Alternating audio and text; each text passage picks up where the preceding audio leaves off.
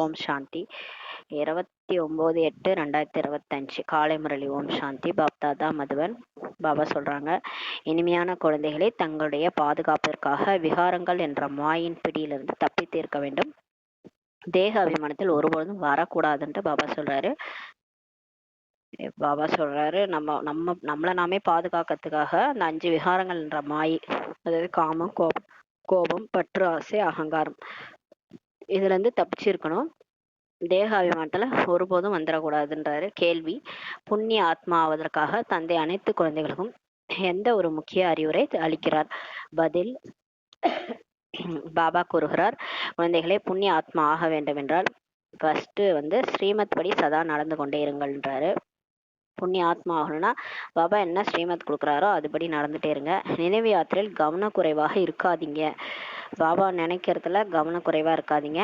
2வது பாயிண்ட், ஆத்ம உணர்வுடையராக, ஆத்ம அபிமானியாக இருப்பதற்கான முழுமையான முயற்சி செய்து காமம் என்ற மகா எதிரின் மீது வெற்றி அடையுங்கள்னு சொல்றாரு. புண்ணிய ஆத்மா ஆகி இந்த துக்கதாமத்தை கடந்து சுகதாம் செல்வதற்கான நேரம் இதுவே ஆகும்ன்றாரு. அதாவது புண்ணிய ஆத்மா ஆகணும்னா இந்த பாயிண்ட் எல்லாம் கவனம் வச்சுக்கணும். ஃபர்ஸ்ட் ஸ்ரீமத் படி நடக்கணும். 2வது நினைவு யாத்திரையில கவனக்குறைவா இருக்கக்கூடாது. பாபா நினைக்கிறதுல கவனக்குறைவா இருக்கக்கூடாது. 2வது பாயிண்ட், ஆத்மா அபிமானியாக இருக்கிறதுக்கான பயிற்சி செஞ்சுக்கிட்டே இருக்கணும். அப்பதான் இந்த காமம் என்ற மகா எதிரியை வெல்ல முடியும்.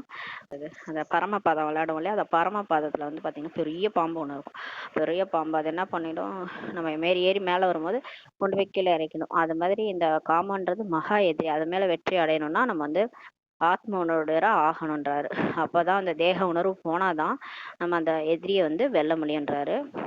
அதனால புண்ணிய ஆத்மா ஆகி இப்ப இந்த துக்கதாமத்தை கடக்கணும்ன்றாரு. இப்ப நம்ம சொர்க்கத்துக்கு போக வேண்டிய நேரம் வந்துருச்சுன்றாரு. ஓம் சாந்தி.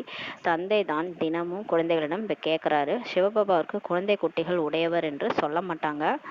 ஆத்மாக்களும் அனாதியாகவே இருக்கிறார்கள்ன்றாரு. அதாவது அவரு அப்பானா அவருக்கு குழந்தை பிறந்துச்சு அப்படிலாம் கிடையாது. அவர் குழந்தை குட்டிகள்னா சொல்ல மாட்டாங்க. ஏன்னா அவரு பரமாத்மா, நம்ம ஆத்மா அனாதியிலேருந்தே இருக்கிறோம். யாரும் அழியறது இல்லை. ஆத்மா அழியாது, உடல் தான் அழியுது. அனாதியிலேருந்தே இருக்கிறாங்கன்றார். அவரோட குழந்தை குட்டின்லாம் சொல்ல மாட்டாங்க. தந்தையும் இருக்கிறாரு. தந்தை மற்றும் மூத்த சகோதரர் தாதா இருவரும் இச்சமயத்தில் இருக்கும்போது தான் குழந்தைகளுக்கு பராமரிப்பு செய்ய வேண்டி இருக்கிறதுன்றாரு. இப்போ நம்ம உடல்ல வந்துட்டோம். உடல்ல வந்துட்டு பிரம்மா பாபா உடல்ல இருக்கிறாரு. அதனால உடல்ல நமக்கு இப்போ நம்மளை குழந்தையா தத்தெடுத்து நம்மளை பராமரிக்க செய்ய வேண்டியதா இருக்குன்றாரு. எத்தனை குழந்தைகளை பராமரிக்க வேண்டியுள்ளது, ஒவ்வொருவருடைய கணக்கும் வைக்க வேண்டியுள்ளதுன்றாரு. எப்படி லௌகீக குழந்தைக்கு கூட கவலை இருக்குது அல்லவா, நம்முடைய குழந்தை கூட இந்த பிராமண குலத்தில் வந்துவிட்டால் நன்றாக இருக்குமே என்று நினைப்பாங்க. நம்முடைய குழந்தை கூட தூய்மையாக ஆகி தூய்மையான உலகத்துக்கு செல்லட்டுமேன்ட்டு நினைப்பாங்க இல்லையா. இப்போ நம்ம பிகே ஆயிட்டோம், ஒரு அப்பா பிகே ஆயிட்டாருன்னா அவங்க குழந்தைகளும் பிகே ஆகணும்னு ஆசைப்படுவாங்க இல்லையா. தூய்மையாகி சொர்க்கத்துக்கு போகணும்னு தானே ஆசைப்படுவாங்க. எங்காவது இந்த பழைய மாயின் வாய்க்காலில் விழுந்து விடாமல் இருக்க வேண்டுமென்ட்டு கவலை இருக்கும். யாருக்கு? லௌகீக தந்தைக்கு. எல்லையில்லாத தந்தைக்கு குழந்தைகள் பற்றிய கவலை இருக்கிறது. அந்த லௌகீக தந்தை கவலைப்படுற மாதிரி தான் இப்ப எல்லையில்லாத தந்தை சிவபாபாவுக்கும் நம்மளை பத்தி கவலைகள் இருக்கின்றாரு. எத்தனை சென்டர்கள் உள்ளன, எந்த குழந்தையை இந்த சென்டருக்கு அனுப்பினால் பாதுகாப்பாக இருக்க முடியும், இந்த மாதிரி கவலை எல்லாம் அவருக்கு இருக்குதாம் பாபாவுக்கு. தற்காலத்தில் பாதுகாப்பாக இருப்பது கூட இப்ப கடினமாக உள்ளதுன்றார். பாருங்க, சென்டர்ல இருந்தா கூட பாதுகாப்பு இல்லைன்றார் பாபா. அந்த பாபா நம்மளை பாதுகாக்கிறதுக்காக அவ்வளோ கவலைப்படுறாரு. அது மாதிரி இப்போ இந்த காலத்துல கலியுக இறுதியில பாதுகாப்பா இருக்கிறது கூட கஷ்டம்ன்றாரு. உலகத்தில் எந்த ஒரு பாதுகாப்பும் இப்ப இல்லைன்றாரு. பாருங்க, பாபாவே சொல்றாருன்னா அந்த அளவுக்கு உலகம் மோசமாயிட்டு இருக்குன்னு அர்த்தம். சொர்க்கத்திலோ ஒவ்வொருவருக்கும் பாதுகாப்பு இருக்குது. அங்கதான் நீங்க நகையை போட்டு நடந்தா கூட யாரும் எதுவும் பண்ண மாட்டாங்க. இங்க ஆனா 12 மணிக்கு நகையை போட்டு நம்ம போக முடியாது இல்லையா. நகையும் இருக்காது, நம்மளும் இருக்க மாட்டோம். அதாவது எந்த ஒரு பெண்ணும் போக முடியாது நடு நைட்ல. ஆனா சொர்க்கத்துல அந்த மாதிரி பிரச்சனை கிடையாது, அங்க பாதுகாப்பு இருக்கு. இங்க ஒருவருக்கும் பாதுகாப்பே இல்லைன்ட்டு பாபா சொல்றாரு. எங்கேயாவது விகாரங்கள் என்ற மாயின் பிடியில் சிக்கி விடுகிறாங்கன்றாரு. குழந்தைகள் பிகேசியே மாட்டிக்கிறாங்க. இப்போது ஆத்மாக்களாகிய உங்களுக்கு பாதுகாப்பு உள்ளது. சத்தியமான தொடர்பு கூட இங்குதான் இருக்குது. நம்ம சென்டர் மதுபன்லாம் போனோம்னா நமக்கு சத்தியமானவருடைய தொடர்பு நமக்கு இருக்குது. இங்கே தான் துக்கதாமத்தை கலந்து சுகதாமத்துக்கு செல்ல வேண்டும்ட்டு பாபா சொல்றாரு. ஏனெனில் துக்கந்தாபம் என்பது என்ன, சுகதாமம் என்பது என்ன என்பது இப்போது குழந்தைகளாகிய உங்களுக்கு தெரிஞ்சிருச்சு. இப்ப நமக்கு தெரிஞ்சிச்சு, நம்ம இருக்கிறது துக்கமான உலகம், கலியுகம். சுகதாமன்றது சொர்க்கம். அதே நம்ம இந்த உடலை விட்டு போனாதான் அது வரும். இந்த பூமி மாறும்போது நம்ம உடலை விட்டு போயிட்டு திரும்ப நம்ம வந்து பிறக்கும் போது தான் அந்த சொர்க்கம் வரும். இப்போ துக்கதாமன்ட்டு நம்ம புரிஞ்சுக்கிட்டோம். உண்மையில் இப்போது இருப்பது துக்கதாமம் ஆகும். நாம் நிறைய பாவங்கள் செய்துள்ளோம். நம்மளே வந்து பிறவி பிறவியாக எடுத்து தலை மேல பாவ முட்டைகள் இருக்கு. மேலும் அங்கு புண்ணிய ஆத்மாக்கள் தான் இருப்பாங்க. சொர்க்கத்துல புண்ணிய ஆத்மாக்கள் தான் இருப்பாங்கன்றாரு. நாம் இப்போது புண்ணிய ஆத்மா ஆக வேண்டும்ட்டு பாபா சொல்றாரு. இப்போது நீங்கள் ஒவ்வொருவரும் தங்கள் 84 பிறவிகளின் சரித்திரம் பூகோளத்தை அறிந்து கொண்டுட்டீங்கன்றாரு. உலகத்தில் யாருமே 84 பிறவிகளின் சரித்திரம் புகழ்த்தே அறியாம இருக்கிறாங்க. உலகத்துல யாருக்குமே இந்த மாதிரி நம்ம மறுபிறவி எடுத்து 84 பிறவி எடுத்திருக்கோம் அப்படின்றது யாருக்கும் தெரியாது. நமக்கு தான் தெரியுது. இப்போது தந்தை வந்து முழு வாழ்க்கை சரித்திரம் பற்றி நமக்கு புரிய வச்சிருக்கிறாரு. எல்லாருமே அது மாதிரி 84 பிறவி எடுக்க மாட்டாங்க. சொர்க்கத்துல ஆரம்பத்துல இருந்து யார் நடிக்கிறாங்களோ அவங்க தான் 84 பிறவி எடுப்பாங்க. இந்த மாதிரி சரித்திரம் பூகோளம் இருக்குன்னு ஹிஸ்டரி ஜியாகிரபி யாருக்கும் தெரியாது. இதே பூமியில சொர்க்கம் இருந்துச்சுன்றதெல்லாம் யாருக்குமே தெரியாது. இப்போ பாபா வந்துதான் நமக்கு முழு வாழ்க்கை சரித்திரத்தை நமக்கு புரிய வச்சிருக்காரு. நீங்கெல்லாம் தேவதைகள், நீங்க 5000 வருஷத்துல ஃபர்ஸ்ட்ல நடிக்க வந்தவங்க, இப்ப நீங்க கடைசி பிறவில இருக்கிறீங்கன்னு நமக்கு புரிய வைக்கிறார். இப்போது நாம் நினைவு யாத்திரை மூலமாக முழுமையாக புண்ணிய ஆத்மா ஆக வேண்டும் என்பதை நீங்கள் அறிந்துள்ளீர்கள்ட்டு பாபா சொல்றாரு. இப்போ பாபா நினைச்சு நம்ம தூய்மை ஆகணும்ன்றாரு. இதில் தான் நிறைய பேர் கவனம் குறைவாக இருக்கிறதுனால ஏமாந்து போயிடுறாங்கன்றாரு. கரெக்டு தானே. நம்ம வந்து பாபா ஃபுல் டே நினைக்கிறோமா, சார்ட் வைக்கிறோமானா வைக்கிறதே இல்லை. சார்ட் வச்சு பார்த்தா தான் தெரியும் நம்ம நினைக்கிறோமா இல்லையான்ட்டு. நிறைய பேர் கவனக்குறைவா இருக்கிறாங்க. இச்சமயத்தில் கவனக்குறைவாக இருப்பது நன்றாக இல்லைன்ட்டு தந்தை சொல்றாரு. ஏன்னா ஆல்ரெடி நம்ம கலியுக இறுதியில வந்துட்டோம். டூ லேட் போர்டு தான் போடல, லேட் போர்டு போட்டாச்சு. இப்ப போய் கவனக்குறைவா இருக்கலாமான்னு கேக்குறாரு. 100 வருஷத்துல 89வது ஜெயந்தி வந்துருச்சு. இதுக்கு மேல நம்ம கம்மியா தான் இருக்கு வருஷம். இப்ப போய் கவனக்குறைவா இருக்கக்கூடாதுன்றாரு. ஸ்ரீமத் படிதான் நடக்கணும். அதில் கூட முக்கியமான விஷயம் கூறுகிறார். ஒன்று நினைவு யாத்திரையில இருங்க. முக்கியமான ஸ்ரீமத்தை அவர் நினைக்கிறது தான். இன்னொன்று காமம் என்ற மகா எதிரி மீது வெற்றி அடைய வேண்டும். தந்தை எல்லோரும் அழைக்கிறாங்க. உலகமே அவர் தான் கூப்பிடுது. ஏனெனில் அவரிடமிருந்து தான் சாந்தி மற்றும் சுகத்தின் ஆஸ்தி ஆத்மாக்களுக்கு கிடைக்கிறது. இதற்கு முன்பு தேக அபிமானியாக, தேக உணர்வராக நீங்க இருந்தீங்க. அப்போது எதுவுமே உங்களுக்கு தெரியாம இருந்துச்சு. இப்போது குழந்தைகள் ஆத்மாபிமானியாக ஆக்கப்படுகிறது. புதியவர்களுக்கு முதலில் ஒன்று எல்லைக்குட்பட்ட மற்றும் இரண்டாவது எல்லையில்லாத தந்தையின் அறிமுகம் அளிக்க வேண்டும். இப்ப புதுசா யாராவது வராங்க சென்டருக்குன்னா அவங்க பாபாவுடைய அறிமுகம், அப்புறம் இந்த உடலுக்கான தந்தையுடைய அறிமுகம் கொடுக்கணும். எல்லையில்லாத தந்தையிடமிருந்து சொர்க்கத்தின் அதிர்ஷ்டம் இப்ப கிடைக்கிறது. எல்லைக்குட்பட்ட தந்தையிட்ட என்ன, இந்த நரகத்தின் அதிர்ஷ்டம் தான் கிடைக்குது இல்லையா. இங்க ஏதாவது வீடு வாசல் சொத்து சுகம் அதுதான் அப்பா எல்லைக்குட்பட்ட அப்பா வந்து மூலமா கிடைக்குது. ஆனா இது எல்லையில்லாத அப்பா வந்து சிவத்தந்தை. அவர் சொர்க்கத்தையே பரிசா எடுத்துட்டு வந்திருக்காரு. சொர்க்கத்தினுடைய அதிர்ஷ்டம் இப்ப நமக்கு கிடைக்குது. குழந்தை வாலிபனாக ஆகிவிடும் போது சொத்திற்கு அதிகாரியாக ஆகிறார்ல. 18 வயசுக்கு மேலானதான் இந்த சொத்துக்கு அதிபதியா ஆக முடியும். அறிவு வந்த பிறகு மெல்ல மெல்ல மாய்க்கு அடிமையாகி விடுகிறார்கள். இப்ப சின்ன வயசுல ஒண்ணும் தெரியாது. கொஞ்சம் வயசாக ஆக அந்த 5 விகாரத்துல போயிட்டு குழந்தைகள் மாட்டிக்கிறாங்க. இவை எல்லாமே ராவண ராஜ்யத்தின் விகாரி உலகத்தின் பழக்க வழக்கங்கள்ன்றாரு. இந்த உலகம் மாறிக்கொண்டிருக்கிறது என்பதை இப்போது குழந்தைகளாகி நீங்கள் அறிந்துள்ளீர்கள். இந்த பழைய உலகத்தின் விநாசம் இப்போது ஆகி கொண்டிருக்கிறதுன்ட்டு பாபா சொல்றாரு. ஒரு கீதையில் தான் விநாசத்தின் வர்ணனை கூட இருக்குது. வேற எந்த சாஸ்திரத்திலும் மகாபாரத போரின் வர்ணனையே இல்லைன்ட்டு பாபா சொல்றாரு. எல்லாமே கீதையில தான் இருக்குது.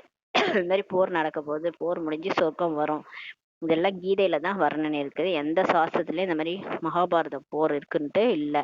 கீதையினுடையதே இந்த புருஷோத்தம சங்கம யுகமாகும். கீதையின் யுகம் என்றால் ஆதி சனாதன தேவி தேவதா தர்மத்தின் ஸ்தாபனை தான். கீதை இருப்பதே தேவி தேவதா தர்மத்தின் சாஸ்திரமாக தான் இருக்குதுன்றாரு. அதாவது தேவி தேவதா தர்மம் எப்படி உருவாச்சுன்னா இந்த கீதையை படிச்சுதான். அந்த கீதை சொன்னது சிவ பகவான் தான். சிவபகவானுடைய மகா வாக்கியம். போர்க்களத்துலதான் சிவன் அதாவது கிருஷ்ணர் வந்து கீதையை சொன்னார்னு சொல்லியிருக்காங்க. ஆக்சுவலா இப்ப நமக்கு வாழ்க்கையே போர்க்களமாகுது. இப்ப வந்துதான் நமக்கு வந்து கீதையை சொல்லி நம்மள வந்து அக்கறைக்கு சேர்க்கிறாரு. அது நிராகார் பரம்பிதா பரமாத்மா தான் நமக்கு சொல்லி நம்மள அக்கறைக்கு சேர்க்கிறாரு. மனிதர்களும் மாற வேண்டியுள்ளது. இப்ப எல்லாருமே மாறணும். மனிதர்ல இருந்து தேவதையா ஆகணும்ன்றார். புது உலகத்தில் அவசியம் தெய்வீக குணங்கள் உடைய மனிதர்கள் வேண்டும் அல்லவான்றார். இந்த விஷயங்களே உலகம் அறியாமலேயே இருக்குது. அதாவது இந்த உலகம் மாறணும், மனுஷங்க தேவதையா ஆகணும். சொர்க்கத்துக்கு போனோம்னா எல்லாரும் தெய்வீக குணங்கள் உடைய மனிதர்களா மாறணும். தேவதைகளா மாறினாதான் அங்க போக முடியல. இது கூட தெரியாம இருக்கிறாங்கன்றார். அவர்கள் கல்பத்தின் ஆயுளுக்கு நிறைய காலத்தை கொடுத்துட்டாங்க. 5000 வருஷம்னு சொல்லாம லட்சக்கணக்கான வருஷங்கள்னு சொல்லிட்டாங்க. இப்போது குழந்தைகளாகிய உங்களுக்கு தந்தை தான் வந்து புரிய வச்சிருக்கிறாரு. உண்மையில் பாபா நமக்கு கற்பிக்கிறார் என்பதை நீங்க புரிஞ்சுக்கிட்டீங்கன்ட்டு பாபா சொல்றாரு. கிருஷ்ணரை ஒருபோதும் தந்தைன்னு சொல்ல மாட்டாங்க. ஆசிரியர் சத்குருன்ட்டு சொல்லவும் முடியாதுன்றார். கிருஷ்ணர் ஆசிரியராக இருந்திருந்தால் எங்கிருந்து கற்றுக் கொண்டிருப்பார்? அவரை ஞானக்கடல் என்று சொல்லவே முடியாது இல்லையா? ஞானக்கடல் கிருஷ்ணர்னு என்னைக்குமே நம்ம கேள்விப்பட்டதில்லை. அவரு குழந்தை, அவர் வெண்ணெயை சாப்பிட்டாரு அப்படிதான் சொல்லுவாங்க இல்லையா? அவர் ஆசிரியராக இருந்தா அவருக்கு யார் ஆசிரியரா இருந்திருப்பாங்க அப்படின்னு கேக்குறாரு பாபா. அப்ப இப்ப நிராகார் பரம்பிதா பரமாத்மா தான் ஆசிரியரா இருந்திருக்காரு. இப்போது குழந்தைகளாகி நீங்கள் மிக பெரியவர்களுக்கும் புரிய வைக்க வேண்டும்ன்றாரு. இப்ப நம்ம போயிட்டு இந்த ஞானத்தை எப்பேற்பட்டவங்களுக்கும் புரிய வைக்கணும்ன்றாரு. சேவையை எப்படி விரிவுபடுத்தலாம் என்பதை தங்களுக்குள் ஒன்று சேர்ந்து இப்ப ஆலோசிக்கணும். வேகமான பாதையின் சேவை எவ்வாறு ஆகலாம் இதெல்லாம் யோசிக்கணும். பிரம்மகுமாரிகளுக்காக இப்போது இவ்வளவு குழப்பம் செய்யறாங்க, இவர்களோ உண்மையானவர்கள் என்று பின்னால் புரிந்து கொள்வாங்க. ஆனா இப்ப நம்ம சேவை பண்ணோம்னா யாராவது ஒத்துக்கிறாங்களா? ஏதாவது டிஸ்சர்வீஸ் பண்ணிட்டே இருக்கிறாங்க. இந்த யாகத்துல கல்ல போட்டாங்க அசுரர்கள்ன்ற மாதிரி நமக்கு 3 அடி நிலம் கூட கொடுக்க மாட்றாங்க வெளி உலகத்துல. அந்த மாதிரி பண்றாங்க. ஆனா கடைசியா தான் புரிஞ்சுக்குவாங்க, இதுதான் உண்மை, இவங்களை கடவுளே உருவாக்கிட்டு இருக்கிறாரு, இவங்கதான் உண்மையானவங்கன்னு பின்னாடி புரிஞ்சுக்குவாங்க. மற்றபடி உலகம் இருப்பதே பொய்யாகதான் சொல்றாரு. எனவே உண்மையின் படகை அசைய வைத்துக் கொண்டே இருப்பாங்கன்றாரு. அதாவது இப்ப நம்ம ஆடும் அசையும் அந்த படகு ஒருபோதும் முழுகாது, ஏன்னா ஓட்டுறவர் கடவுள் இல்லையா? ஆனா இதை அசைய வச்சுட்டு தான் இருப்பாங்க. அப்பப்ப ஏதாவது பிரச்சனையை கலப்புவாங்க. ஏன்னா அதெல்லாம் டெஸ்ட் பேப்பர், நம்ம அதையும் தாங்கிக்கிறோமான்னு பாபா பார்ப்பார், அவ்வளவுதான். புயல்களோ வருகின்றன அல்லவா, நீங்கள் கடந்து செல்லும் படகு ஆவீர்கள். நாம் இந்த மாயாவி உலகத்தை இப்போ கடந்து செல்ல வேண்டும் என்பதை நீங்க தெரிஞ்சுக்கிட்டீங்க. எல்லாவற்றையும் விட முதல் நம்பரில் வரும் புயல் தேக அபிமானத்துடையது ஆகுன்றாரு. இப்ப நம்மளை பொறுத்த வரைக்கும் வெளியில் அடிக்கிற புயல்லாம் பெரிய புயல் கிடையாது. புயல் வெள்ளம் இதெல்லாம் நமக்கு வேற பெருசா தெரியாது. ஆனா நமக்கு மனசுக்குள்ளார அடிக்குதுங்க பாருங்க புயல். முதல் நம்பர் புயலே இந்த உடல் அபிமானம் தான். நான் தான் இந்த உடல் நினைச்சுக்கிட்டு நான் யார் தெரியுமான்னு பேச வேண்டியது. நம்ம வீட்டுல ஒரு பிரச்சனைனா எங்க குடும்பத்துல எப்படி பண்ணிட்டீங்களா, அதை பண்ணிட்டீங்களா, இதெல்லாம் எதனால வருதுன்னா தேக அபிமானத்தினால தான் வருது. ஒருத்தவங்க மேல பற்று இருக்கும்போது அவங்களுக்கு எதிராக யாரா பேசுனாங்கன்னா அவங்களுக்கு நம்ம போய் போர்க்கொடி தூக்குவோம், இவங்களை ஏன் அப்படி பேசுனீங்க அப்படின்ட்டு. இதெல்லாம் எதனால வருதுன்னா தேக அபிமானத்தினால வர்றதுதான் சொல்றாரு. எல்லாத்தோட முதல் நம்பர் புயல் தேக அபிமானம் தான் சொல்றாரு. அது எல்லாவற்றையும் விட தீயதாகுன்றாரு. தேக அபிமானம் தான் முக்கியமான விஷயமே. அதை விட்டாதான் நம்ம கரை சேரவே முடியும். அசிரியா தான் வந்தோம், ஏதோ உடம்ப தூக்கிட்டா வந்தோம், மேல இருந்து கீழே தான் உடம்பே கிடைச்சது. அம்மா வயத்துல ஒரு 5 தத்துவத்தாலான அந்த குட்டி உடல்ல தான் பூந்தோம். அப்புறம் என்ன நான் தான் இது நான் தான் இதுன்னு நினைச்சுன்னு இருக்கிறோம். இது நம்ம கிடையவே கிடையாது. அது போன பிறவில எங்கேயோ பிறந்து எங்கேயோ வாழ்ந்திருப்போம். இந்த பிறவில இந்த உடல்ல இருக்கிறோம். இந்த உடல் ஒன்றும் நிரந்தரம் கிடையாது, இந்த உலகம் ஒன்றும் நிரந்தரம் கிடையாது. இதுல வேற அடிச்சுக்க வேண்டியது ஏன் வீடு ஏன் வாசல் ஏன் இடம்ன்ட்டு. இதுல என்ன உண்மை இருக்கு? எதுவுமே உண்மை கிடையாது. எல்லாத்தோட தீயது இந்த தேக அபிமானம் தான். அதனாலதான் இந்த ராவணனுடைய தலையை பிச்சு பிச்சு போட்டா எல்லா தலையும் ஒட்டிக்கிச்சான். வயிற்றுல நாபியில அம்ப போடும் போதுதான் ராமர் அந்த ராவணன் சாஞ்சான். அது தேக அபிமானம் தான். நீங்க நாத்துமா நாத்துமா இதெல்லாம் நீங்க சும்மா வாயால சொன்னாலும் ஒன்றும் ஆகாது. நீங்க நீங்க காமத்தை விட்டுட்டேன் கோபத்தை விட்டுட்டேன் ஒன்னா விட்டுட்டேன்னா எல்லாம் ஒட்டிக்கும், திரும்ப திரும்ப தான் வரும். விட்டோன்ட்டு யாராலையும் சொல்ல முடியாது. ஏன்னா டோட்டலா உடல் உணர்வு போகவே இல்லைன்னா எல்லாமே வந்துடும், திரும்ப திரும்ப வந்துடும். அதனாலதான் உடல் உணர்வை விடுங்கன்றார். நான் உடலே இல்லை, நான் ஆத்மா நடிக்க வந்தேன் புள்ளின்றத பிராக்டிஸ் நல்லா பண்ண பிரம்மா பாபா அதை தான் செஞ்சார். அது விதேகி உணர்வு, அசரீரி நிலை, பரந்தாமத்திலேயே அப்படியே விதேகியா இருக்கிறது, இந்த மாதிரி நிறைய பயிற்சிகள் பண்ணியிருக்கிறார். உடலற்ற நிலையில இருந்திருக்கிறார், பரிசா நிலையில இருந்திருக்கிறார். அந்த மாதிரி நிலையில மனம் புத்தியை நீங்க ஒருங்கிணைக்கும் போதுதான் 5 விகாரத்தை வெல்ல முடியும். அது வரைக்கும் இந்த 5 பாம்பும் உங்களை தலையை சுத்தின பாம்பு மாதிரிதான், காலை சுத்தின பாம்பு மாதிரி விடவே விடாது. அதனாலதான் பாபா சொல்றாரு, எல்லாவற்றையும் விட தீயது இந்த தேகாபிமானம் தான். நான் தான் இந்த உடல் நினைச்சுக்கிறது, அதுதான் அனைவரையும் இப்ப தூய்மையற்றதாக ஆக்கி இருக்குதுன்ட்டு பாபா சொல்றாரு. இப்ப எல்லாத்துக்கும் காரணம் இந்த தேகாபிமானம் தான். ஃபர்ஸ்ட் அதை ஒழிங்கன்றாரு. அதனாலதான் இவ்வளவு பிரச்சனையும் நமக்கு. அதனால்தான் காமம் மகா எதிரி ஆகும் என்று தந்தை சொல்றார். காமன்றது பாபா மெயினா அந்த விகாரத்தை சொல்லல, காமன்றது உடல் உணர்வு. உடல் உணர்வே பாபா சொல்றாரு காமம். அதை விட்டாதான் நீங்க உலகத்தையே ஜெயிக்க முடியும்ன்றாரு. இது மிகவும் பலத்த புயலை போலாகும்ட்டு பாபா சொல்றாரு. பெரிய புயல் இது உடல் உணர்வை விடுறதுன்றாரு. ஒரு சிலர் இதன் மீது வெற்றி அடைந்தவர்களாகவும் இருக்கிறாங்க. நிறைய பேர் அதை வெற்றி அடையறாங்க. இல்லற வாழ்க்கையில் சென்றுள்ளார்கள், பிறகு தன்னை காப்பாற்றிக் கொள்ள முயற்சி செய்யறாங்கன்றாரு. குமாரிகளுக்கோ மிகவும் சுலபமாகுன்றாரு. அதாவது பிகே ஆயிட்டு சிலர் என்ன ஆயிடுறாங்க, கல்யாணம் பண்ணிட்டு போயிடுறாங்க. கல்யாணம் பண்ணிட்டு போயிட்டு அப்புறம் அவங்கள காப்பாத்திக்க முயற்சி செய்யறாங்க. ஆனா கல்யாணமே ஆகாம குமாரிசுக்கெல்லாம் இது ஈஸி காமத்தை வெல்வதுன்றாரு. எனவே பேர் கூட கன்னிகைகளுடையவர் என்று பாடப்பட்டிருக்கிறது. இத்தனை கன்னிகைகள் அவசியம்ன்றாரு. சிவபாபாவுடையவர்களாக தான் இருப்பாங்க. அதை கல்யாணம் பண்ணிக்காம பிகே ஆயிட்டு பாபாவுக்கு அர்ப்பணம் ஆகுறவங்க கன்னிகைகள், கன்னியாஸ்ன்னு சொல்லுவோம். தேகதாரி கிருஷ்ணருக்கோ இத்தனை கன்னிகைகள் இருக்க முடியாதுன்ட்டு பாபா சொல்றாரு. இப்போது நீங்கள் இந்த படிப்பின் மூலம் பட்டத்திராணி ஆகிட்டு இருக்கிறீங்க. இந்த படிப்பை படிச்சு படிச்சு பட்டத்திராணி ஆகிறீங்கன்றார். இதில் தூய்மை கூட முக்கியமாக இருக்க வேண்டும். தூய்மையா இருந்தாதான் இந்த ஞானம் புத்தியில ஞானம் புத்தியில பதிஞ்சாதான் இந்த தாரணை ஆகும். தாரணை ஆனாதான் மத்தவங்க போய் சொல்ல முடியும். இதுலதான் ஒரு ட்விஸ்டே வச்சிருக்கிறார். நம்ம சொல்றது மத்தவங்க புரிஞ்சாதான் நம்ம தூய்மை ஆயிட்டோம்னே அர்த்தம். அப்ப எங்க வைக்கிறாரு பாருங்க ட்விஸ்ட். ஆத்மா தூய்மையானாதான் மத்தவங்களுக்கு ஆத்மா வந்து நம்ம புரிய வைக்கிறது மத்தவங்களுக்கு புரியும். அப்பதான் ராஜ்யமே உருவாகும், இல்லைன்னா ராஜ்யம் உருவாகாது. இதுலதான் அவர் வச்சிருக்கிறாரு டெஸ்ட் பேப்பரே. மெயினே தூய்மையா இருக்கிறது தான்.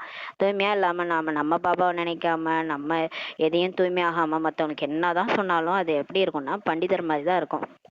நம்ம எதையும் ஃபாலோ பண்ணாம மத்தவங்க மட்டும் சொல்லிட்டு இருக்கிறது. நினைவின் சார்ட் சரியாக உள்ளதா என்று நம்மை நாமே இப்ப பார்க்க வேண்டும்ட்டு பாபா சொல்றாரு. இப்ப பாபா சொல்றாரு, நீங்க ஒழுங்கா இருக்கிறீங்களா, உங்களை பாருங்க. உள்நோக்கு முகமா இருந்து மத்தவங்கள பார்க்காதீங்க, உங்களை பாருங்கன்றாரு. நீங்க எவ்வளவு நேரம் பாபாவை நினைச்சீங்க, இப்படிலாம் நீங்க எழுதுங்கன்றார். பாபாவிடம் ஒரு சிலருடையது 5 மணி, ஒரு சிலருடையது 2-3 மணி நேரம் சார்ட் கூட வருதாம். சிலர் வந்து 5 மணி நேரம் நினைச்சோன்னு எழுதுறாங்களாம். இதெல்லாம் பொய். 2-3 மணி நேரம் சார்ட்டுக்கூட எழுதுறாங்களாம். ஒரு சிலரோ எழுதுவதே இல்லையாம். நிறைய பேர் எழுதுறது கூட டைம் இல்லை அவங்களுக்கு. நினைச்சாங்களா இல்லையான்ட்டு நினைச்சே இருக்க மாட்டாங்க, எப்படி எழுதுறதுன்ட்டு எழுதாம விட்டுருப்பாங்க. மிகவும் குறைவாக நினைவு செய்வார்கள், அதனால்தான் எழுத மாட்டாங்கன்றார். எல்லோருடைய நினைவும் ஒரே சீரானதாக இருக்க முடியாது, எல்லாரும் ஒரே மாதிரி நினைக்க முடியாதுன்றாரு. இனியும் ஏராளமான குழந்தைகள் முன்னேற்றம் அடைவார்கள்ன்றாரு. போக போக பாருங்க, எல்லாரும் பாபாவை அதிகமா நினைப்பாங்க. நான் எந்த அளவுக்கு பதவி அடைய முடியும் என்று ஒவ்வொருவரும் தங்களோட சார்ட்டை பார்க்க வேண்டும்ன்றாரு. இப்ப நீங்க வந்து உங்களோட சார்ட்டை பார்த்தாலே உங்க லட்சணம் தெரிஞ்சிரும்ன்றாரு பாபா. நான் வந்து என்ன ஆக போறேன் சொர்க்கத்துல, எந்த அளவுக்கு குஷி இருக்கிறது, உயர்ந்ததிலும் உயர்ந்த தந்தையினோடலாக ஆகி இருக்கும் போது நமக்கு ஏன் எப்போதும் குஷி இருக்க கூடாதுன்ட்டு பாபா கேக்குறாரு. பாருங்க, இப்ப உங்களுக்கு நீங்க செக் பண்ணுங்க சார்ட்டை பார்த்து, எனக்கு குஷி இருக்கா. டெய்லியுமே குஷியினுடைய அளவு அதிகரிச்சுட்டே போகணும், குறைஞ்சிட்டே போக கூடாது.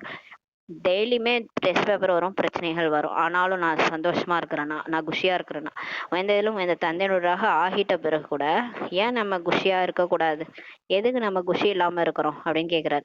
நாடகப்படி நீங்கள் நிறைய பக்தி செய்திருக்கிறீங்க, பக்தர்களுக்கு பலன் அளிப்பதற்காக தான் இப்ப தந்தை வந்திருக்காரு. பிகேஸ் தான் வந்து முதல்ல பக்தி பண்ணவங்களே, அவங்க தான் பிகே ஆகியிருக்கிறாங்கன்னா அவங்க ஞானம், பக்தியின் பலனா ஞானம் கிடைச்சிருக்கு அவங்களுக்கு. கடவுள் கிடைச்சிட்டாரு. கடவுளை தான் 63 பிறவியா தேடி தேடி அலைஞ்சோம். அவரை தேடி தேடி அலைஞ்சோம், அது அதோடைய பலனா அவர் கிடைச்சிட்டாரு இல்லையா.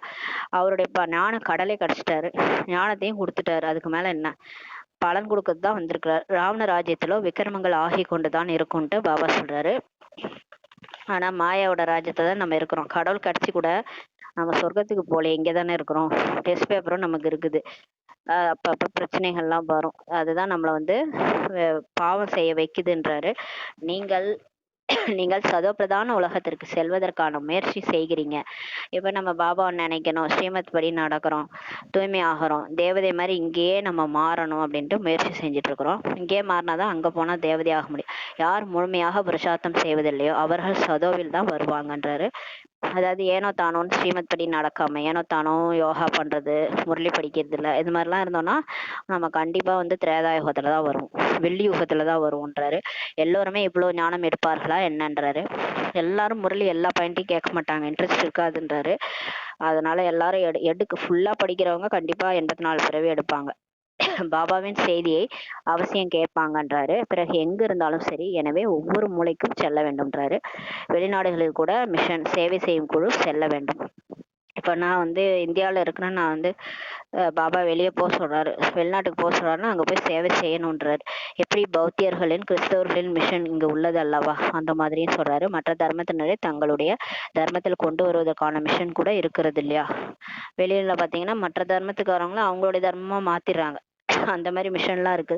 நாங்கள் உண்மையில் தேவி தேவதா தர்மத்தினராக இருந்தோம் என்பதை நீங்க புரிய வைக்கிறீங்க. இப்போது இந்து தர்மத்தினராக ஆகிட்டீங்க. உங்களிடம் பெரும்பாலும் இந்து தர்மத்தினர் தான் வருவாங்கன்றாரு. ஏன்னா இந்து தர்மத்தினர் தான் பேரை மறந்துட்டாங்க, அவங்க தான் ஆதிசனத்துல தேவி தேவதா தர்மத்தினர். அதை மாற்றலாகி மருவி போயிட்டு இப்படி மாறிடுச்சு இந்துன்னு சொல்லிட்டு. இந்துன்னு ஒரு தர்மமே கிடையாது, பிரிட்டிஷ்காரங்க வச்ச பேர் தான். இந்துஸ்தான் பேர் வச்சு இந்துன்னு மாத்திட்டாங்க தர்மத்தை. ஆக்சுவலா சனாதன தர்மம்னு இருந்துச்சு, அது பேரை மாத்திட்டாங்க. உண்மையிலே பாத்தீங்கன்னா ஆதி சனாதன தேவி தேவதா தர்மம். அது வந்து ஸ்தாபகர் வந்து சிவன் தான். அவரு தான் முரளி எடுத்து படிக்க வச்சு எல்லாரையும் தேவதையா மாத்தினாரு. கடைசியில அது மருவி மருவி இந்துன்னு மாறிடுச்சு. அதனால உங்கள்ட்ட வர்றவங்க இந்து தர்மத்தினுடையவர்களா தான் இருப்பாங்க. தேவதைகளை வழிபடுறவங்க, சிவனை வழிபடுறவங்களா யாரெல்லாம் இருக்கிறாங்களோ அவங்க தான் உங்கள்ட்ட வருவாங்கன்றாரு. சிவனுடைய தேவதைகளுடைய பூசாரிகளாக யாரெல்லாம் இருக்கிறார்களோ அவர்கள் வருவார்கள். எப்படி பாபா ராஜாக்களுக்கு சேவை செய்யுங்கள்ட்டு சொன்னாரு. அவர்கள் பெரும்பாலும் தேவதைகளின் பூசாரிகளாக தான் இருப்பாங்க. பாபா சொன்னார்ல, போய் ராஜாக்களை பிரம்மா பாபா சொன்னார், ராஜாக்களுக்கு போய் சேவை செய்யுங்கன்ட்டு. ஏன்னா ராஜாக்கள் வந்து கண்டிப்பா தேவதைகளின் பூஜாரியாக இருப்பாங்க. அதனால ராஜாக்களுக்கு போய் சொல்லுங்கன்றார். அவர்களுடைய வீடுகளில் கோயில்கள் கூட இருக்கும். அவர்களுக்கும் நன்மை செய்ய வேண்டும்ட்டு பாபா சொல்றாரு. நாங்கள் தந்தையுடன் கூட தூர தேசத்திலிருந்து வந்துள்ளோம் என்று நீங்கள் உணர்ந்துருங்கள்ட்டு பாபா சொல்றாரு. நாம கூட ஆத்மா பரந்தாமத்துல இருந்து பாபா மாதிரி தான் வந்தோம் அப்படின்றத புரிஞ்சிருக்கிறீங்கன்றாரு. தந்தை வந்திருப்பதே புதிய உலகத்தின் ஸ்தாபனை செய்யதான். கடவுள் எதுக்கு வந்திருக்கிறாரு? வேலை வெட்டி இல்லாமலாம் இங்க வந்திருக்காரு. வந்து புது உலகத்தை படைக்க தான் வந்திருக்கிறாரு. நீங்களும் இப்ப செய்துகிட்டு இருக்கிறீங்க. யார் ஸ்தாபனை செய்கிறார்களோ அவர்கள் பாலனையும் செய்வார்கள்ன்றாரு. அதாவது யார் வந்து இந்த ஞானத்தை மத்தவங்க எல்லாம் சொல்றாங்களோ அவங்க விட மாட்டாங்க. யாருக்கெல்லாம் சொன்னாங்களோ அவங்கள கடைசி வரைக்கும் விட மாட்டாங்க. அவங்களுக்கு ஞானத்தை சொல்லிட்டே இருப்பாங்க. அவங்கள தேவதையா மாத்துற அளவுக்கு பூம் பூம்னு ஓதுங்கன்றாருல, குலவி மாதிரி பூம் பூம் ஞானத்தை ஓதுங்க மாறிடுவாங்கன்றாருல, அந்த மாதிரி கடைசி வரைக்கும் நம்ம விடக்கூடாது. அவங்கதான் உண்மையான ஸ்தாபகர்கள். அதனால ஸ்தாபனை யார் செய்யறாங்களோ அவங்க பாபா வந்து அவங்க மூலமா கண்டிப்பா பாலனையும் செய்ய வைப்பாருன்றாரு. நாம் தெய்வீக ராஜ்யத்தை ஸ்தாபனை செய்வதற்காக முழு உலகத்தை சொர்க்கமாக ஆக்குவதற்காக சிவபாபாவின் கூடவே வந்துள்ளோம் என்ற போதே உங்களுக்கு உள்ளுக்குள்ள இருக்கணும்ன்றாரு. இப்ப நம்ம எதுக்கு வந்திருக்கிறோம்? வந்து தெய்வீக சொர்க்க உலகத்தை படைக்கிறதுக்காக முழு உலகத்தையும் சொர்க்கமா மாத்துறதுக்கு பாபா கூட நம்ம வந்திருக்கிறோம்ன்ற போதை நமக்கு இருக்கணும். இப்ப நம்ம கடவுளுக்கே ஹெல்ப் பண்ணிட்டு இருக்கோம். அந்த போதை நமக்கு இருக்கணும். கடவுள் வந்து உலக மாற்ற காரியத்தை எடுத்திருக்கிறார் கான்ட்ராக்டா. அவர் மாத்தி காட்டுறான்றார். சொர்க்கமா மாத்த போறேன் சொல்லியிருக்காரு. கடவுள் சொல்லாருன்னா அது செய்வார் இல்லையா? அவருக்கு கூட உதவியாளர்களா நம்மளா இருக்கிறோம். ராமருக்கு எப்படி அணில் சேவை பண்ணுச்சு இல்லையா? அந்த மாதிரி நம்மளாம் அணில் மாதிரி ஒரு சேவை பண்ணிட்டு இருக்கிறோம். இந்த தேசத்தில் என்னவெல்லாம் செய்து கொண்டிருக்கிறார்கள் என்பதை பார்க்கும்போது ஆச்சரியம் ஏற்படுகிறது. பூஜை எப்படி செய்யறாங்க பாருங்க. நவராத்திரியில கூட தேவிகளுக்கு பூஜை ஆகிறது அல்லவா? இரவு உள்ளது என்றால் பகல் கூட இருக்கிறது. என்ன ஒரு குதூகலத்தை பார்த்தேன் என்று உங்களுடைய ஒரு பாடல் கூட இருக்கிறது அல்லவா? மண்ணில் பொம்மை செய்து அலங்கரித்து அதற்கு பூஜை செய்யறாங்க. பிறகு அதன் மீது எவ்வளவு மனம் ஈடுபட்டு வருகிறது என்றால் அதை மூழ்கடிக்கு செல்லும் அளவுக்கு அழ முற்படுகிறார்கள்ன்றாரு. அதாவது நவராத்திரி பூஜை செய்யறாங்க, தேவிகளுக்கு பூஜை செய்யறாங்க, விநாயகருக்கு பூஜை செய்யறாங்க. அதை கொண்டு போய் என்ன பண்றாங்க, கொஞ்ச நாள் பூஜை பண்ணிட்டு கொண்டு போய் தண்ணியில போட்டுறாங்க. நம்மகிட்ட ஒரு பாடல் கூட இருக்குதான், என்ன ஒரு குதூகலத்தை பார்த்தேன்ட்டு. மண்ணாலான பூஜையை சிலர் செய்யறாங்க. மண்ணாலான பொம்மையை செஞ்சுதான், இப்ப விநாயகர் பொம்மையில மண்ணாலான பொம்மை தான் செய்யறாங்க. அதுக்கப்புறம் அதை கொண்டு போய் போட மனசு வரல, அழறாங்க. ஐயோ பிள்ளையாரப்பா அப்படின்ட்டு அழறாங்க. அதை கொண்டு போய் போடணும், அது போட்டுதான் ஆகணும். 3வது நாள் எடுத்துட்டு போய் போட்டுருவாங்க. அது பக்தியில அது ஒரு பழக்கம். அதே மாதிரி எல்லா தேவிகளையும் செய்வாங்க, கொண்டு போய் போட்டுருவாங்க. இது என்ன ஒரு பொம்மை பூஜை? அப்புறம் உட்காந்து அழறாங்கன்றார். மனிதர்கள் இறக்கும்போது பாடையையும் எடுத்து செல்கிறார்கள். ஹரிஹரி என்று சொல்லுங்கள், ஹரிஹரி என்று சொல்லுங்கள் என்று கூறிக்கொண்டே மூழ்கடிச்சிடுறாங்கன்றாரு. போகிறவர்களோ நிறைய பேர் ஆவார்கள் அல்லவா? நதியோ எப்பொழுதுமே இருக்கிறது. இந்த யமுனை கரையோரம் இருந்தது. அங்கு நடனம், விளையாட்டுகள், லீலைகள் ஆகியவை நிகழ்த்துவார்கள் என்பதை நீங்கள் அறிந்துள்ளீர்கள்ன்றாரு. அதாவது இப்ப அந்த யாராவது செத்துட்டாங்கன்னா ஹரிஹரி சொல்லுங்க அப்படின்னு சொல்லிட்டே போவாங்களாம். அப்புறம் போயிட்டு நதியில மூழ்கடிச்சிருவாங்களாம். இப்ப நதி வந்து இந்த இங்கேயும் இருக்குது, கங்கா யமுனாலாம் கலியுகத்திலயும் இருக்குது, அங்கேயும் சொர்க்கத்திலயும் இருந்தது. சொர்க்கத்துல அங்க நதிக்கரையில வந்து டான்ஸ் ஆடுவாங்க, நடனம் ஆடுவாங்க, விளையாடுவாங்களாம்.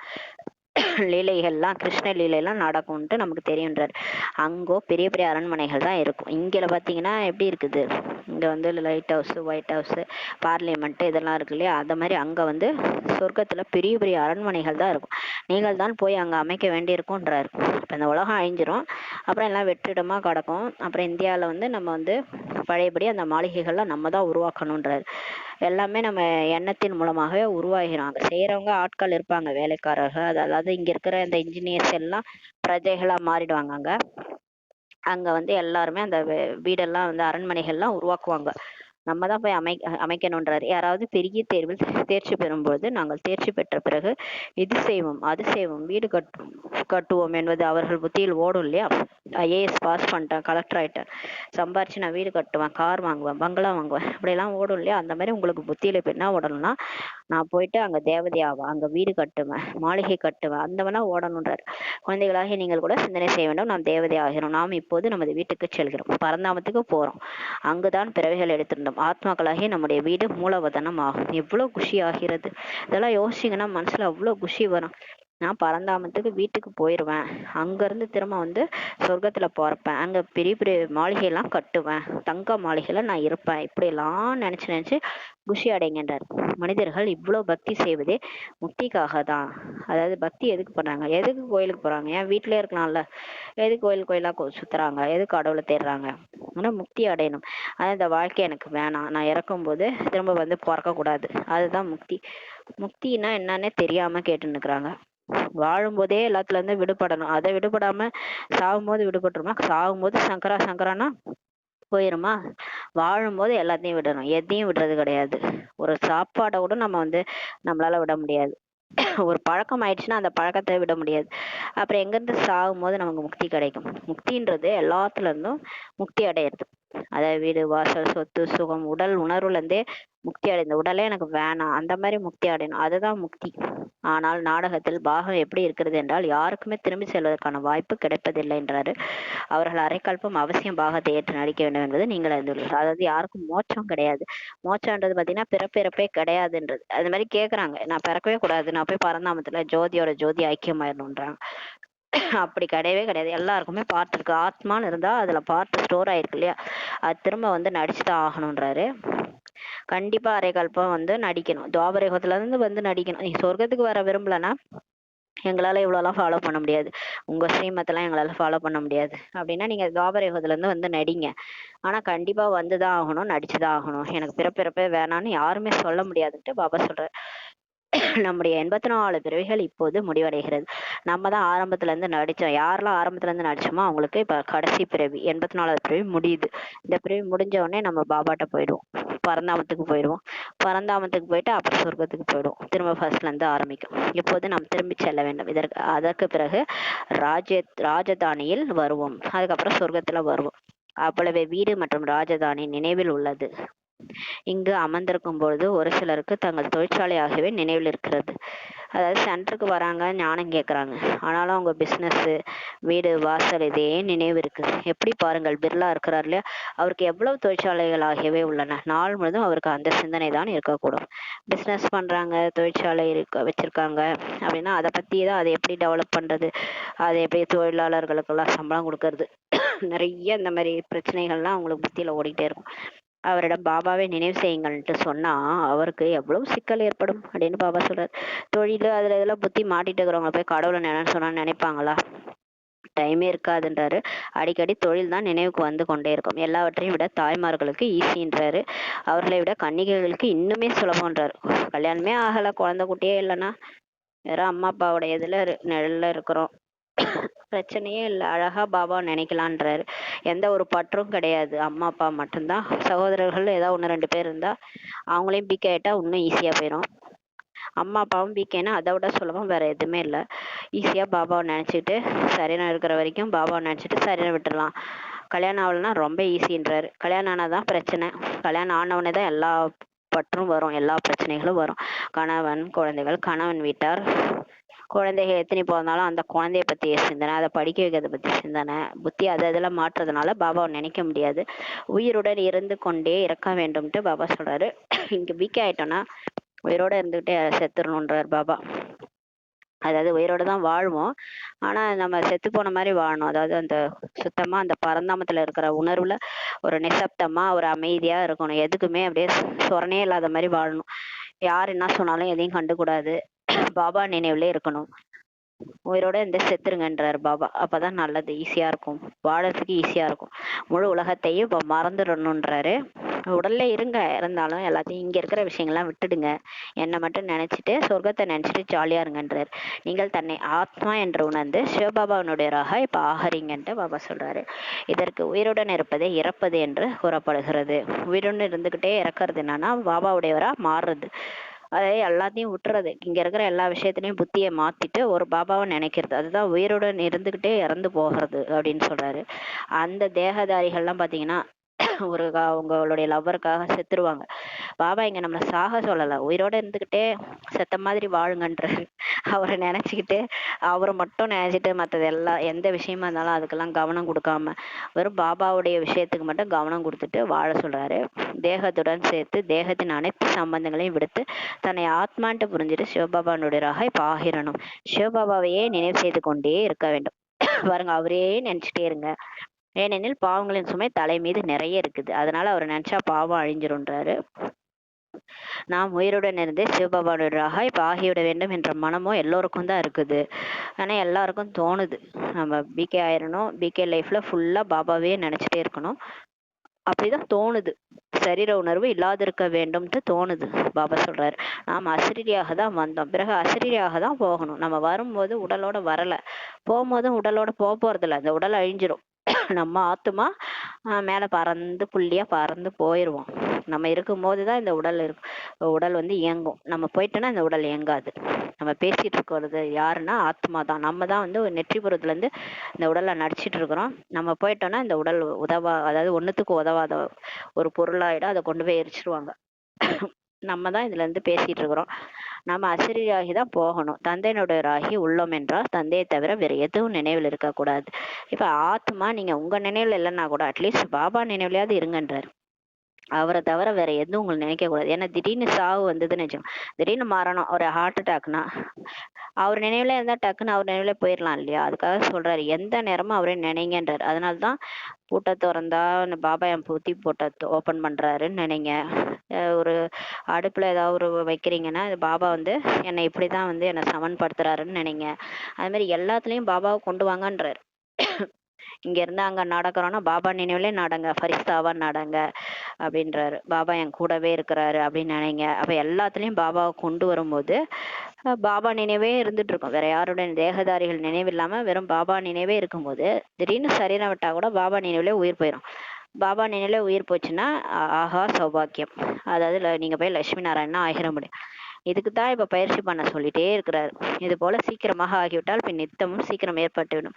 ஆனா வெறும் பாபாவே நினைக்கிறோம். எல்லா பிகேஸும் யோசிச்சு பாருங்க, எல்லாரும் கோபியர்கள் கிருஷ்ணருடைய புல்லாங்குழலுக்கு மயங்கி கிருஷ்ணரே நினைச்சிட்டு இருக்கிறாங்க அப்படின்னா முரளிக்கு மயங்கி போய் நம்ம பாபாவே எல்லா கோபியர்கள் நினைச்சிட்டு இருக்கிறோம்னா என்ன ஆயிடும்? உலக யுத்தம் ஏற்பட்டுடும், முடிஞ்சிடும் உலகம்ன்றார் பாபா. எவ்வளவு நமக்கு புரிய வைக்கிறார்.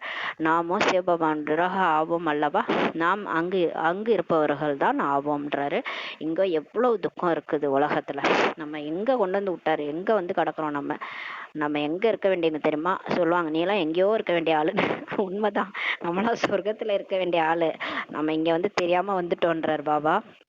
இங்க பாருங்க எவ்வளவு துக்கம் இருக்குது. எப்போது இது கடைசி பிறவியாகும். இப்போ உங்களுக்கு இது கடைசி பிறவி, நீங்கள் சதோ பிரதானமாக இருக்கும்போது வேறு யாருமே இருக்கவில்லை என்று தந்தை சொல்லியிருக்கிறாரு. நம்ம தூய்மையா இருக்கும்போது உலகத்துல நம்ம மட்டும்தான் இருந்தோம். ஏன்னா நம்ம அளவுக்கு தூய்மையா இருக்கிறவங்க யாருக்குமே தகுதி இல்லை. அதனால நம்ம மட்டும்தான் முழு உலகத்திலையும் ஜாலியா இருந்தோம். 33 கோடி தேவர்கள்ன்ட்டு பாடப்பட்டிருக்கு. நீங்கள் எவ்வளவு செல்வந்தராக இருந்தீங்க, எவ்வளவு பணக்காரரா இருந்தீங்க தெரியுமா? இப்ப பாருங்க, நீங்க தான் ஏழையா இருக்கிறீங்க. உலகமே பணக்காரங்களா இருக்கிறாங்க, நம்ம ஏழையா இருக்கணும்னா நம்ம ஒரு காலத்துல அவ்வளவு செல்வந்தரா இருந்தோம். இப்போது சோடி போல பைசா இருக்கிறது தான், ஆனால் இதுவோ ஒன்றுமே இல்லை என்றார். ஆனா நீங்க சொர்க்கத்துல பைசா வச்சிருந்தா அங்க எதுவும் வராது, வெள்ளம் வராது, அழிஞ்சு போகாது, நீங்க அதை நல்லா என்ஜாய் பண்ணுவீங்க.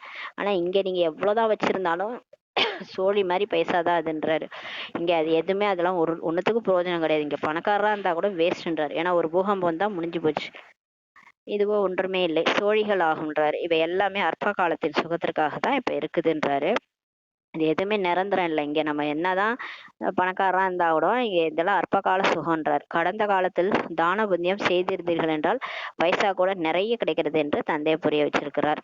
பிறகு தானம் செய்கிறார்கள், ஆனால் இது ஒரு பிறவின் விஷயமாகின்றார். பக்தியில பாத்தீங்கன்னா தானம் புண்ணியம் செஞ்சா அந்த ஒரு பிறவிக்கு தான் நமக்கு கிடைக்கும். அடுத்த பிறவில நம்ம அந்த சாப்பாட்டுக்கு கஷ்டம் இல்லாம, இப்போ ஒரு ஹாஸ்பிட்டல் கட்டுறாங்கன்னா நோயற்றவரா பிறப்பாங்க. ஒரு எஜுகேஷன் இன்ஸ்டிடியூஷன் கட்டுறாங்கன்னா அடுத்த பிறவில அறிவாளியா பிறப்பாங்க. இந்த மாதிரி என்ன செய்யறோமோ அதுக்கு தகுந்த மாதிரி அந்த பிறவிக்கு நமக்கு வந்து அந்த பலன் கிடைச்சணுன்றார். இங்க பல பிறவிகளுக்கு செல்வந்தராகணும். ஆனா இங்க வந்து ஒரு பர்த்ல நம்ம செய்யற, இப்ப பாபா கொண்டு போய் நம்ம உடல் மனம் பொருளை சேவையில அர்ப்பணிக்கிறோம்னா நமக்கு ஆரோக்கியமான உடல் கிடைக்கும். 21 பிறவி, பல பிறவிகளுக்கு நீங்க பணக்காரரா ஆகுறீங்க.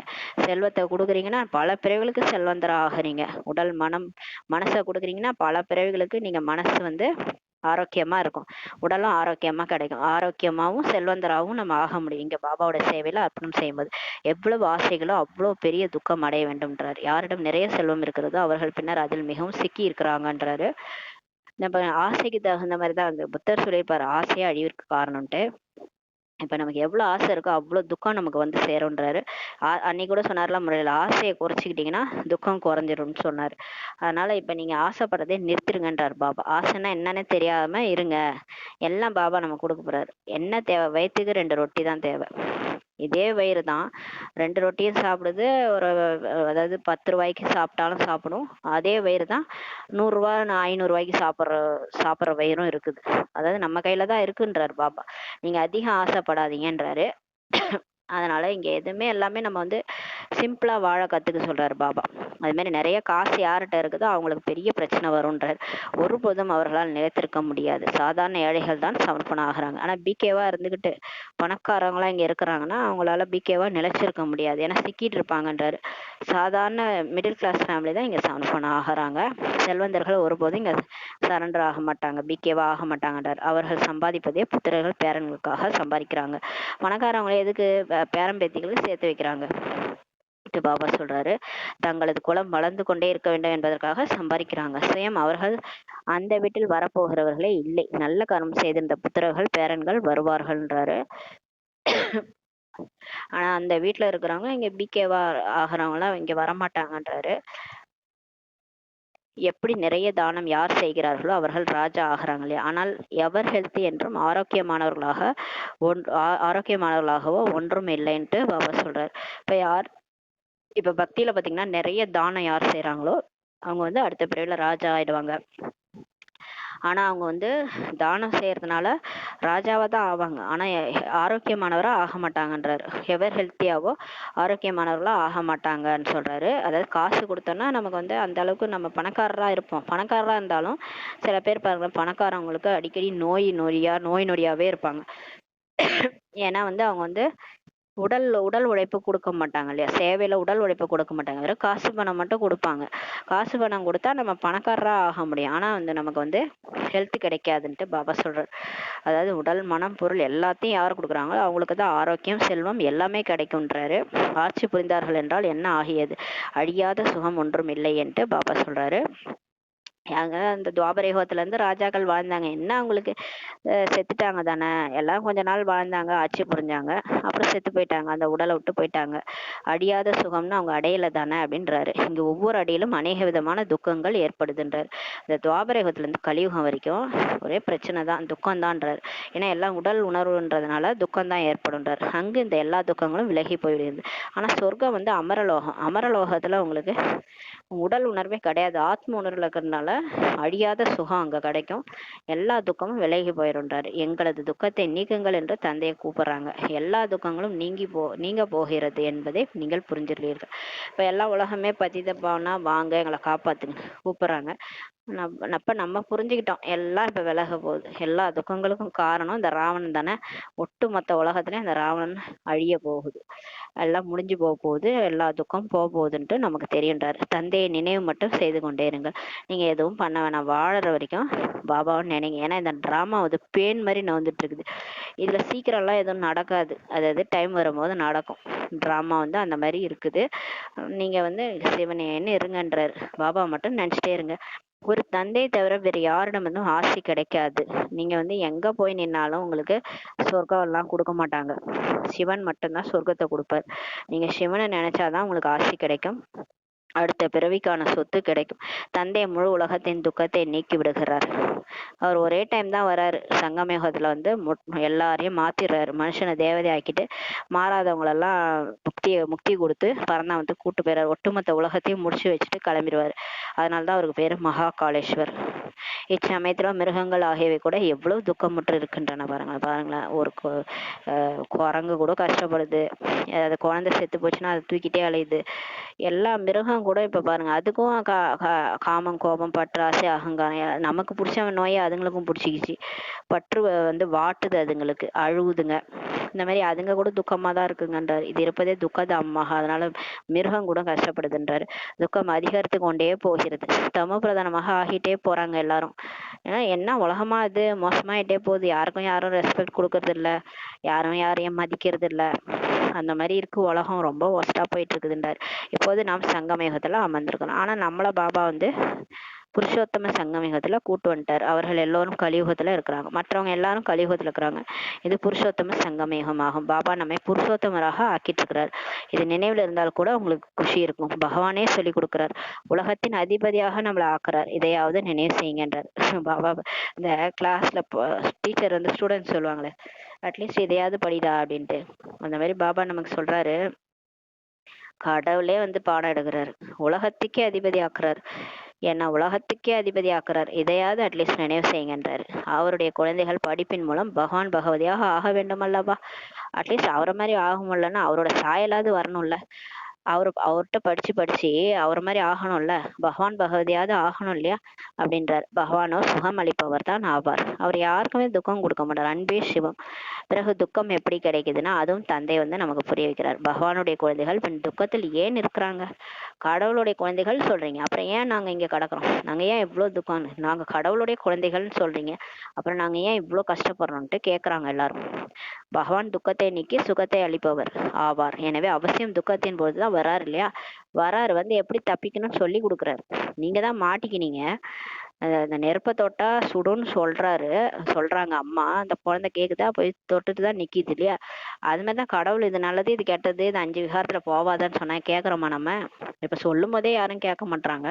கோவப்படாதன்னா வேணும்னே கோவப்படுவோம், அப்பதான் பிகேஸுக்கு கோவம் மூக்கு மேல வரும். கடவுள் சொல்லியே கேட்க முடியல, அதுதான் சொல்றாரு. அப்ப வந்து துக்கம் இதனாலதான் வந்தது, இதை விடுங்கன்னு சொன்னா கேட்க மாட்டீங்க இல்லையா? அதனாலதான் இப்ப வந்திருக்கிறாரு. அவசியம் துக்கத்தின் போது வராரு. அதனாலதான் பாடுறாங்க, தந்தை நமக்கு ராஜயோகம் கற்பித்து கொண்டிருக்கிறார் என்பது நீங்க தெரிஞ்சிருக்கிறீங்க. நாம் புருஷோத்தம் முயற்சி செய்து கொண்டிருக்கிறோம். இப்ப நம்ம முயற்சி பண்ணிட்டு இருக்கிறோம். எப்படி பாபாட்ட ராஜயோகம் கற்றுக்கிட்டு உத்தமர் ஆகிறதுக்காக முயற்சி பண்ணிட்டு இருக்கோம். இது சந்தேகம் ஏற்பட முடியுமா என்ன அப்படின்னு கேட்கிறார். நாம் பிகே ராஜயோகம் கற்றுக்கொண்டிருக்கிறோம், இதுல ஏதாவது உங்களுக்கு சந்தேகமா? நான் பாபாட்ட வந்துட்டேன், பாபா எனக்கு ராஜயோகம் கத்து கொடுக்குறாரு, இதுல ஏதாவது சந்தேகமா? பொய் பேசுவாமா என்ன? யாருக்காவது இந்த சந்தேகம் வந்தது என்றால் இதுவோ படிப்பு ஆகும் என்பதை நீங்க புரிய வைக்க வேண்டும்ன்றாரு. யாருக்காவது சந்தேகம் வருதுன்னா நீங்க சொல்லுங்க, இது வந்து ஒரு படிப்பிக்கிறவர் ஆசிரியர், அவர் தான் கடவுள், அவரே வந்து படிக்க வைக்கிறாரு. இங்க ஏதாவது பொய்யா சொல்லிட்டு இருக்கிறோம், கடவுள் உண்மையை சொல்லிட்டு இருக்காருன்றத புரிய வைங்கன்றாரு. விநாசம் எதிரிலேயே இருக்குது. கண்டிப்பா உலக போர் நடக்கும், உலக போர் விநாசம் வந்து நடக்கும். சுற்றிலும் எல்லா கண்டங்களும் அழிஞ்சு போயிடும். ஒரே ஒரு கண்டம் மட்டும் தான் இருக்கும், இந்தியா. அது ஆளிலே ஷேப்ல ஆயிடும். அதுலதான் கிருஷ்ணர் வந்து பிறப்பாரு. உலக மாற்றம் ஏற்படும், இது கண்டிப்பா நடக்கும்ன்றார். நாம் சங்கமேகத்தினர் பிராமணர்கள் உயர்ந்தவர்கள் ஆகும். பிரஜாபிதா பிரம்மா இருக்கிறார் என்றால் அவசியம் பிராமணர்கள் கூட இருக்கணும் இல்லையா? உங்களுக்கு கூட புரிய வச்சிருக்கிறார், அதனால் தானே நிச்சயம் செய்திருக்கிறீங்க. மற்றபடி முக்கியமான விஷயம் நினைவு யாத்திரை தான், பாபா நினைக்கிறது தான்.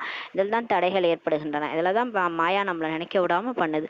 உங்களது சார்ட்டை இப்ப பார்த்துக்கிட்டே இருங்க, எந்த அளவுக்கு பாபாவை நினைவு செய்கிறோம், எந்த அளவுக்கு குஷியின் பாதரசம் ஏறுது. இப்போ பாபாவை நினைச்சோன்னா நம்ம காலு தரையில நிக்காது, பரிஸ்தா மாதிரி பறந்துகிட்டே இருப்போம். நமக்கு யார் என்ன சொன்னாலும் சொரணையே வராது.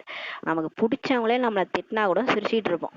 அந்த மாதிரி குஷி தலைக்கு ஏறி இருக்கும். நீ ஏதாவது சொல்லிட்டு போ, எனக்கு பாபா இருக்கிறாரு, நான் பறந்துட்டு இருக்கிறேன், நான் அடுத்து நான் சொர்க்கத்துக்கு போறேன் அப்படின்ட்டு நமக்கு மனசுல என்னன்னா மனசு பறக்கும். மனசு கவலையெல்லாம் இருக்காது, மனசு பறக்கும். அதுதான் உண்மையான நினைவு. உண்மையா நம்ம மாறிட்டோம், தூய்மை ஆயிட்டோன்றதுக்கு அர்த்தமே மனசு பறக்கிறது, பறந்துகிட்டே இருக்கும். அதை உடல் பறக்காது, உடல் உணர்வு இருக்கும். உடல்ல ஏதாவது வியாதி ஏதாவது ஒண்ணு இருக்கும், எது இருந்தாலும் நமக்கு கவலை இருக்காது. நம்ம என்னன்னா இந்த உடலை விட்டு போறோம், நம்ம ஆத்துமா நம்ம பாபா நினைவுல சரீரம் விடுருவோம், நம்ம பறந்து போய் நம்ம சொர்க்கத்துக்கு போறோம் அப்படின்ற குஷி பாதரசம் ஏறும் அப்படின்னு சொல்றாரு. அப்ப வந்து பாபா நினைவு ஏற ஏறதான் இந்த குஷியே வரும். நினைக்கலன்னா கவலையா தான் இருக்கும். பாபா நினைக்க முடியலன்ற ஒரு கவலையே பெரிய கவலையா இருக்கும். அந்த கவலையில முகம் தொங்க போட்டுதான் உட்காந்துருக்கணும். ஏன்னா அது கணக்கு வழக்கு முடியல, நிறைய பாவ கணக்கு சுமை இருக்குன்னா நம்மளால சந்தோஷமாலாம் இருக்க முடியாது. கவலையாக தான் இருப்போம். அப்போ தெரிஞ்சுக்கலாம் நம்ம வந்து இன்னும் பாவம் அடியலை, நம்ம தலை மேலே இருக்கிற சுமை இன்னும் நீங்கலை, அதனால தான் சோகமாகவே அந்த டைம் இருக்கிறாங்க பிகேஸ்னா. அவங்களுக்கு இன்னும் பாவம் அடியலாம், அந்த பாபாவை நினைக்கிறது இல்லை, பாவம் அடிக்கிறது இல்லை அப்படின்னு அர்த்தம். நமக்கு தோட்டத்திற்கு எஜமானன் தூய்மை இழந்தவர்களை தூய்மையாக்கும் சிவபாபாவின் கையே கிடைச்சிருக்குது. இப்ப ஸ்ரீமத் என்ற கையை கொடுத்துட்டாரு இல்லையா, அவர் கையை பிடிச்சுக்காங்கன்றாரு. நாங்கள் சிவபாபாவுடன் பிரம்மா மூலமாக கை குலுக்குகிறோம் என்ற உள்ளூர குஷி கூட உங்களுக்கு இருக்க வேண்டும். என்னைக்காவது நினைச்சு பார்த்தோமா கடவுளோட கையோட கை சேர்த்துட்டு போவோன்ட்டு? அது உண்மையா நடக்க போகுது. பிரம்மா பாபாவுடைய மூலமா, அவர் கை மூலமா சிவபாபா கை கொடுக்குறாரு. ஏன்னா சிவபாபா கை கிடையாது, பிரம்மா பாபாவுடைய சூட்சும சரீரத்தின் மூலமாக அவர் வந்து நமக்கு வரார், நம்மள்ட்ட வந்து பேசுறாரு.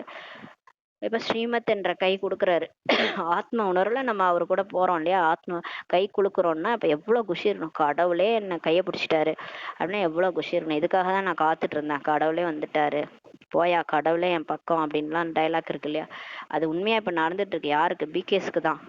அப்ப எவ்வளவு ஒரு குஷி இருக்கணும் உள்ளூர. கடவுளே என் பக்கம், நீ ஆயிரம் பேர் ஆயிரம் சொன்னாலும் என் கூட கடவுளே இருக்கிறாரு, போயா அப்படின்ட்டு போயிட்டே இருக்கணும்.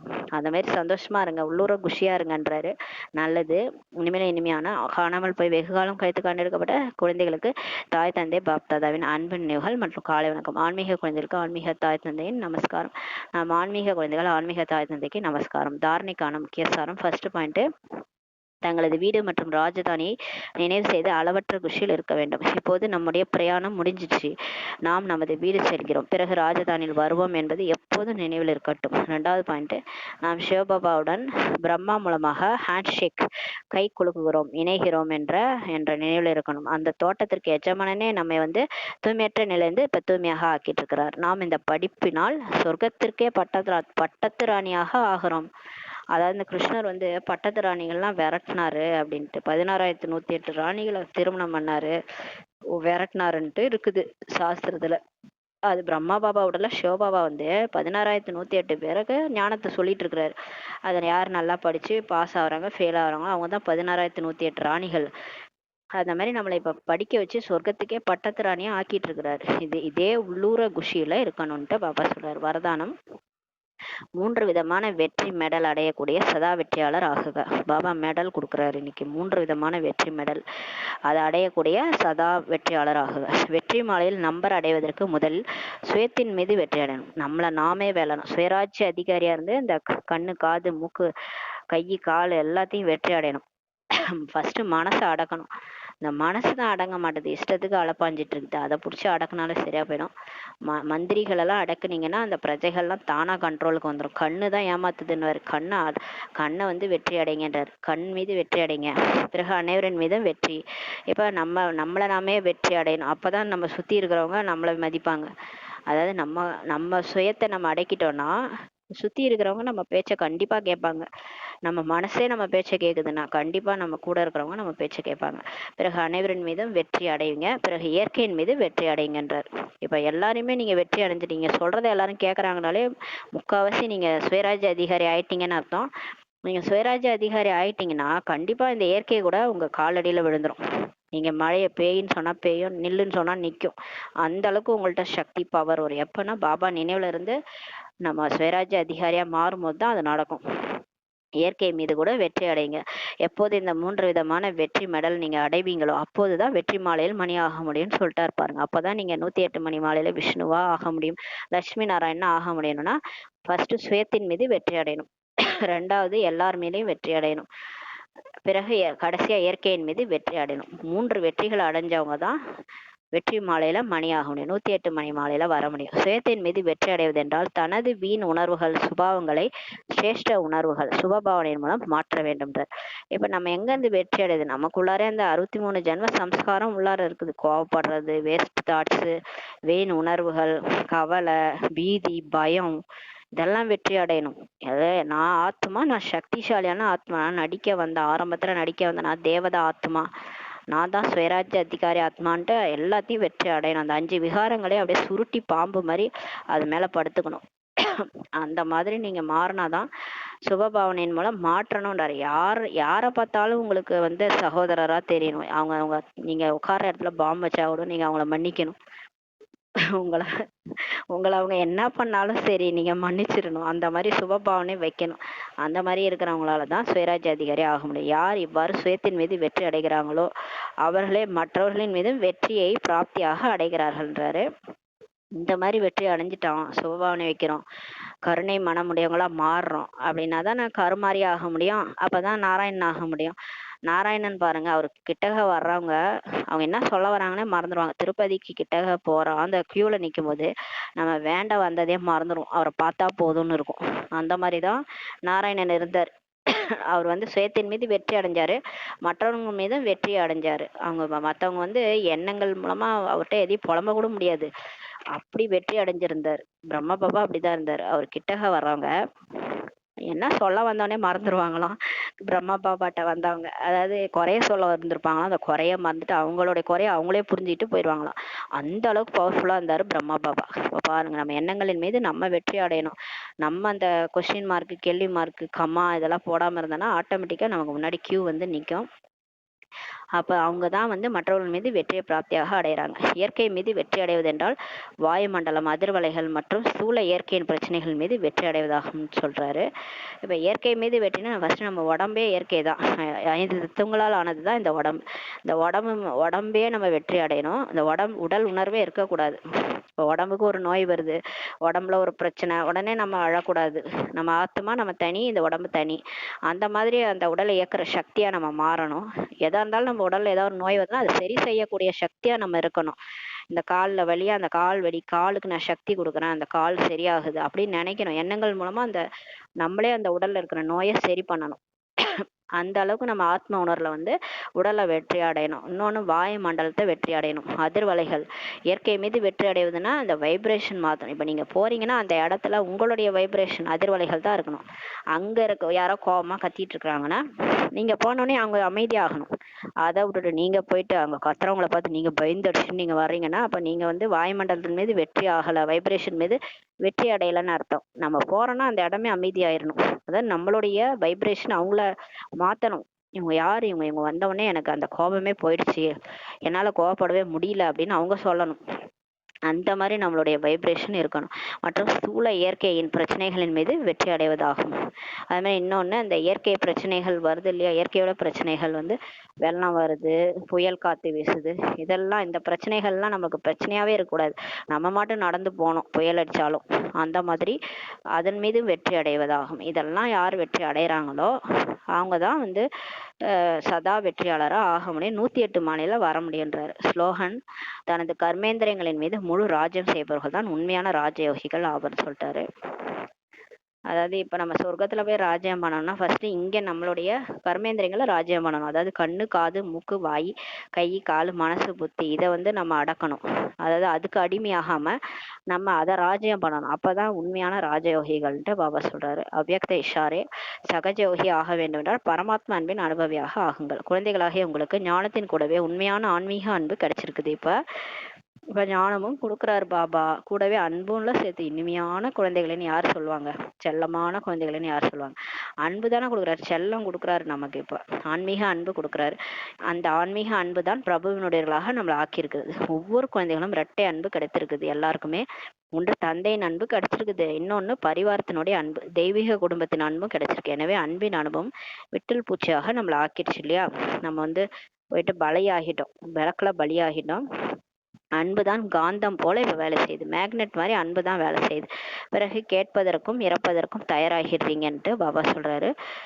சங்கமத்தில் யார் உண்மையான அன்பில் உயிருடன் இருந்து இறந்து விடுகிறார்களோ அவர்களே சொர்க்கத்திற்கு செல்கிறார்கள்ட்டு பாபா சொல்றாரு. இப்ப பாபாவுடைய அன்பு மேக்னெட் மாதிரி வேலை செய்யுது. எங்க இருந்தாலும் நம்ம சென்று நம்மளை இழுத்துன்னு போயிடும். மேக்னெட்ன்றது நம்மளை இழுத்துன்னு போவோம், பாபா கிட்ட கூட்டுட்டு போவோம் நம்மளை.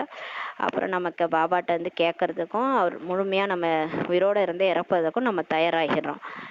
அவர்கிட்ட இந்த ஞானம் கேட்கறதுக்கு இறப்பதற்கு தயாராகிறீங்கன்றார். சங்கமத்தில் யார் உண்மையான அன்புல உயிரோட இருந்து இறந்துடுறாங்களோ, பாபா மேல இருக்கிற அன்புல உயிரோட இருந்துகிட்டே இறந்து போய் வாழறாங்களோ, அதாவது இந்த பழைய வாழ்க்கையோட இருந்து இறந்து போய் வாழறோமோ அவங்கதான் சுகத்துக்கு போறாங்கன்ட்டு பாபா சொல்றாங்க.